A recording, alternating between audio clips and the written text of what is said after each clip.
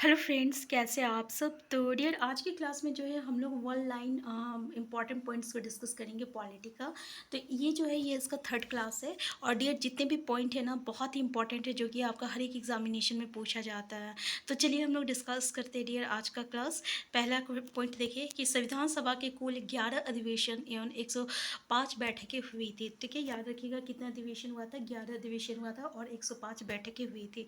Next point ये है कि मूल्य भारतीय संविधान में 395 अनुच्छेद, 8 अनुसूचियाँ तथा 22 भाग थे। तो ये आपको याद रखना होगा कि आपका भारतीय संविधान में कितना अनुच्छेद था, कितनी अनुसूचियाँ थी और कितना भाग थे। ठीक है, 22 भाग थे। और इसके बारे में जो है हम लोग पूरे डिस्कस करेंगे, 22 भाग में क्या क्या दिया हुआ है, अनुसूचियाँ में क्या क्या दी हुई है। ठीक है, नेक्स्ट है आपका वर्तमान में 445 अनुच्छेद एवं 12 अनुसूची है। तो याद रखिएगा अभी वर्तमान में कितना है, तो 445 आपका अनुच्छेद है और 12 अनुसूचियाँ हैं। भारत का संविधान जो है ना ये विश्व का सबसे लंबा लिखित संविधान है। देखिए ये क्वेश्चन आपसे पूछा जाता है कि किसका संविधान जो है सबसे लंबा लिखित संविधान है। तो भारत का जो संविधान है ये विश्व का सबसे लंबा लिखित संविधान है। भारतीय संविधान में भारत को राज्यों का संघ कहा जाता है। ये भी क्वेश्चन आता है कि भारत को क्या कहा जाता है, तो इसको राज्यों का संघ कहा जाता है। ठीक है, नेक्स्ट है संघ अर्थात यूनियन शब्द कर्नाटक के संविधान से लिया गया है। देखिए ये भी इंपॉर्टेंट पॉइंट है, ये जो संघ शब्द है ना ये आपका जिसका मतलब यूनियन होता है, ये कहाँ किसके संविधान से लिया गया है, तो ये कर्नाटक के संविधान से लिया गया है। ठीक है, तो याद रखिएगा संघ अर्थात यूनियन शब्द कर्नाटक के संविधान से लिया गया है। देखिए वर्तमान में भारतीय संघ में 28 प्रांत, 8 केंद्र शासित प्रदेश है। ठीक है, याद रखिएगा कि भारतीय संघ में कितना प्रांत है, 28 प्रांत है और कितने केंद्र शासित प्रदेश है, तो 8 केंद्र शासित प्रदेश है। प्रस्तावना को संविधान की कुंजी कहा जाता है। ये जो प्रस्तावना है ना इसको हम लोग क्या कहते हैं, तो संविधान की कुंजी कहते हैं, कुंजी कहते हैं। नेक्स्ट है संवैधानिक उपचार अनुच्छेद 32 को डॉक्टर भीमराव अंबेडकर ने संविधान की मूल आत्मा कहा है। ठीक है, याद रखिएगा कि किसको आपका डॉक्टर भीमराव अंबेडकर ने संविधान के मूल आत्मा कहा है। तो संवैधानिक उपचार जो कि अनुच्छेद 32 में है, ये आपको डॉक्टर भीमराव अंबेडकर ने इसे संविधान का मूल आत्मा कहा है। नेक्स्ट इंपॉर्टेंट पॉइंट है कि इस भारतीय संविधान की प्रस्तावना में पंथ निरपेक्ष, समाजवादी और अखंडता शब्द जो है 1976 में 22वें संविधान संशोधन के द्वारा जोड़ा गया है। ये पूछा जाता है डियर कि ये जो पंथ निरपेक्ष है, समाजवादी है और ये जो अखंडता शब्द है ये आपका कौन से संविधान संशोधन में जोड़ा गया है। तो याद रखिएगा 22वें संविधान संशोधन में और 1976 में आपका 22वें संविधान संशोधन के द्वारा जो है इन शब्दों को जोड़ा गया है भारतीय संविधान की प्रस्तावना में। नेक्स्ट है 22वें संविधान संशोधन को हम लोग लघु संविधान कहते हैं। देखिए ये क्वेश्चन देखने को मिलेगा आपको कि लघु संविधान हम लोग किसको कहते हैं, तो ये जो 22वें संविधान संशोधन है ना उसी को हम लोग लघु संविधान कहते हैं। नेक्स्ट है भारतीय संसदीय शासन प्रणाली ब्रिटेन के संसद से प्रभावित है। ठीक है, तो याद रखिएगा फ्रेंड्स ये जो आपका भारतीय संसदीय शासन प्रणाली है किसकी से आप लिया गया है, तो ब्रिटेन के संसद से ये प्रभावित है। और संविधान संशोधन की प्रक्रिया जो है दक्षिण अफ्रीका के संविधान से लिया गया है। और देखिए ये जो संविधान संशोधन की जो प्रक्रिया होती है ना 21 संविधान से लिया गया है, तो ये आपका दक्षिण अफ्रीका के संविधान से लिया गया है। देखिए राज्य की नीति निदेशक तत्व ये इंपॉर्टेंट है। ठीक है ना, कि नीति निदेशक तत्व कहाँ से लिया गया है, तो ये आपका आयरलैंड के संविधान से लिया गया है नीति निदेशक तत्व, याद रखिएगा। नेक्स्ट पॉइंट है कि भारतीय संविधान में मौलिक कर्तव्य जो है, अब देखिए मौलिक कर्तव्य इंपॉर्टेंट रखता है, पूछा जाता है कि भारतीय संविधान में जो मौलिक कर्तव्य है वो किस संविधान से लिया गया है, तो ये आपका सोवियत रूस के संविधान से लिया गया है। ठीक है, देखिए नेक्स्ट है आपका सरदार स्वर्ण सिंह समिति की अनुशंसा पर 1976 में 22वें संविधान संशोधन द्वारा मौलिक कर्तव्य को संविधान में जोड़ा गया है। ठीक है, याद रखिएगा कि जो आपको 1976 में 22वें संविधान संशोधन में जो मौलिक कर्तव्य को जोड़ा गया है वो किस समिति की अनुशंसा पर जोड़ा गया है, तो याद रखिएगा सरदार स्वर्ण सिंह समिति के अनुशंसा पे जो है जोड़ा गया है। नेक्स्ट है आपका भारतीय संविधान में न्यायिक पुनर्लोकन तथा मौलिक अधिकार संयुक्त राज्य अमेरिका के संविधान से प्रभावित है। तो देखिए न्यायिक पुनर्लोकन और मौलिक अधिकार जो है किससे आपका प्रभावित है, तो ये आपका संयुक्त राज्य अमेरिका के संविधान से प्रभावित है। नेक्स्ट है आपका भारतीय संविधान में आपात उपबंध, ये जो आपात उपबंध है 21 संविधान से लिया गया है, तो ये आपका जर्मनी के संविधान से लिया गया है।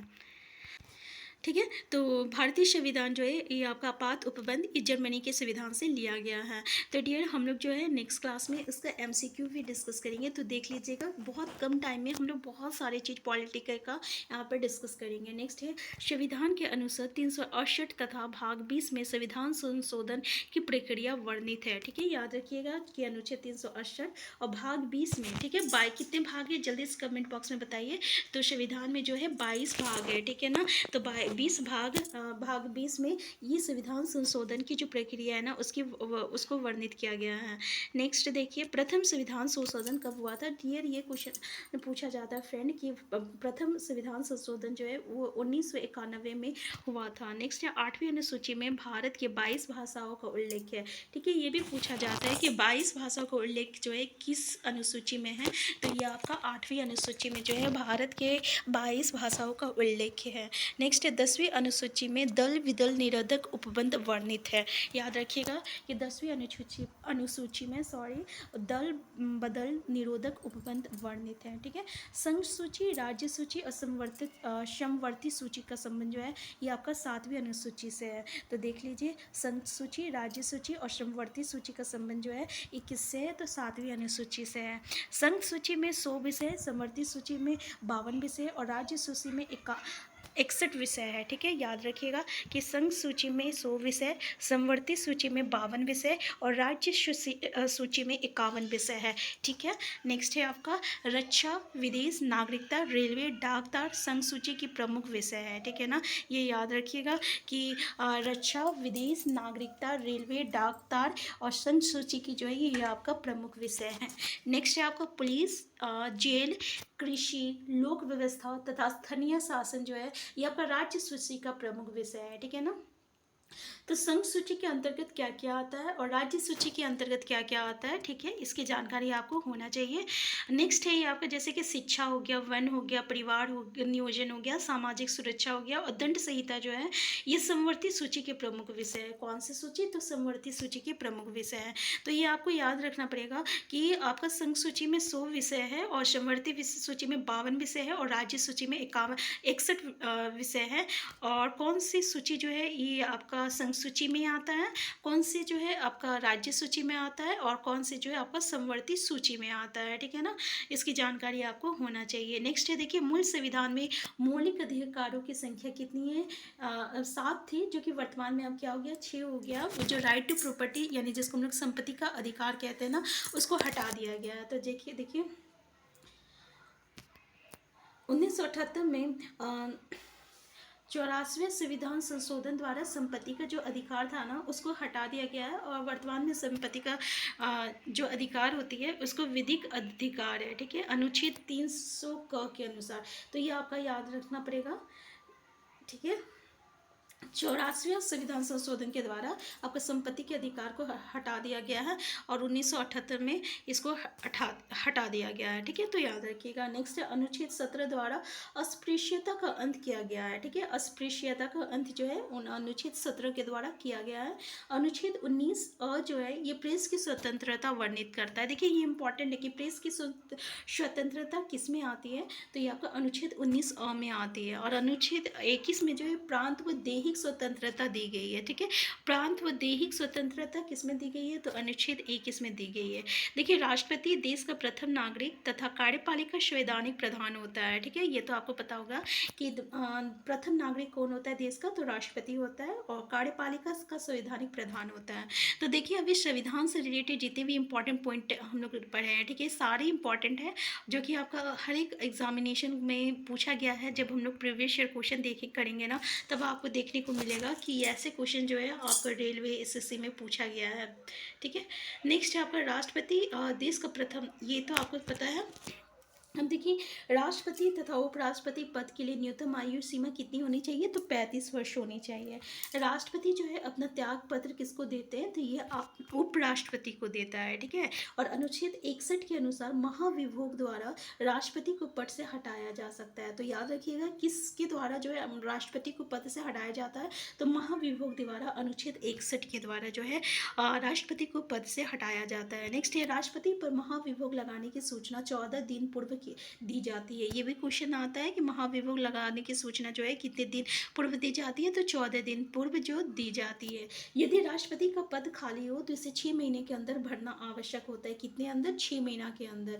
और राष्ट्रपति और उपराष्ट्रपति दोनों का पद खाली होने पर भारत का मुख्य न्यायाधीश राष्ट्रपति के कार्यों को संपादित करता है। देख लीजिए, अगर राष्ट्रपति और उपराष्ट्रपति दोनों का अगर पद खाली है तो फिर कौन उसके पद को संभालेगा? तो ये आपका भारत का मुख्य न्यायाधीश जो रहता है ये राष्ट्रपति के कार्यों को संपादित करता है। ठीक है, भारत के मुख्य न्यायाधीश जो है ये राष्ट्रपति को पद की शपथ दिलाते हैं। ये क्वेश्चन पूछा जाता है कि भारत के मुख्य न्यायाधीश राष्ट्रपति को पद की शपथ कौन दिलाता है? तो भारत का जो मुख्य न्यायाधीश होता है ना, ये राष्ट्रपति को पद की शपथ दिलाता है। देखिए, राष्ट्रपति सुप्रीम कोर्ट के न्यायाधीशों को शपथ दिलाता है। ठीक है, अब सुप्रीम कोर्ट के जो न्यायाधीश है उसको कौन शपथ दिलाएगा? तो यहाँ पर राष्ट्रपति दिलाता है।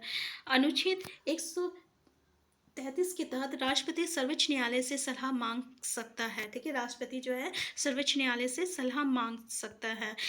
राष्ट्रपति लोकसभा भंग अनुच्छेद 85 तथा मृत्यु दंड क्षमा अनुच्छेद 72 कर सकता है। ठीक है, मृत्यु दंड क्षमा भी कर सकता है। कौन सा अनुच्छेद के द्वारा? तो 72 के द्वारा कर सकता है। लोकसभा भंग कौन सा? तो अनुच्छेद 85 के द्वारा जो है लोकसभा भंग कर सकता है। ठीक है, तो ये याद रखना आपका होगा कि मृत्यु दंड क्षमा जो है कौन सा अनुच्छेद के तहत आ सकता है और ये कौन कर सकता है? तो आपको पता होगा कि ये राष्ट्रपति कर सकता है। कौन सी अनुच्छेद के तहत? तो अनुच्छेद 72 के तहत। अगर हम लोग पूछे कि राष्ट्रपति राज्यसभा में कितने सदस्यों को मनोनीत करता है, तो 12 सदस्यों को जो है मनोनीत करता है। नीलम संजीवा रेड्डी निर्विरोध निर्वाचित होने वाले एकमात्र राष्ट्रपति थे। ठीक है, निर्विरोध निर्वाचित होने वाले एकमात्र राष्ट्रपति कौन थे? तो नीलम संजीवा रेड्डी थे। फखरुद्दीन अली अहमद और जाकिर हुसैन वैसे राष्ट्रपति थे जिनकी मृत्यु उनके कार्यकाल के दौरान हुई थी। याद रखिएगा, ये ऐसे राष्ट्रपति थे जो कि इनकी मृत्यु उनके कार्यकाल के दौरान हुई थी। राष्ट्रपति द्वारा किसी राज्य में अनुच्छेद 356 के तहत राष्ट्रपति शासन लगाया जा सकता है। देखिए, राष्ट्रपति शासन लगाया जा सकता है। ठीक है, किसके द्वारा लगाएगा? राष्ट्रपति के द्वारा। ठीक है, और किस राज्य में? तो अनुच्छेद किसी राज्य में लगाया जा सकता है। किसके तहत? तो अनुच्छेद 356 के तहत।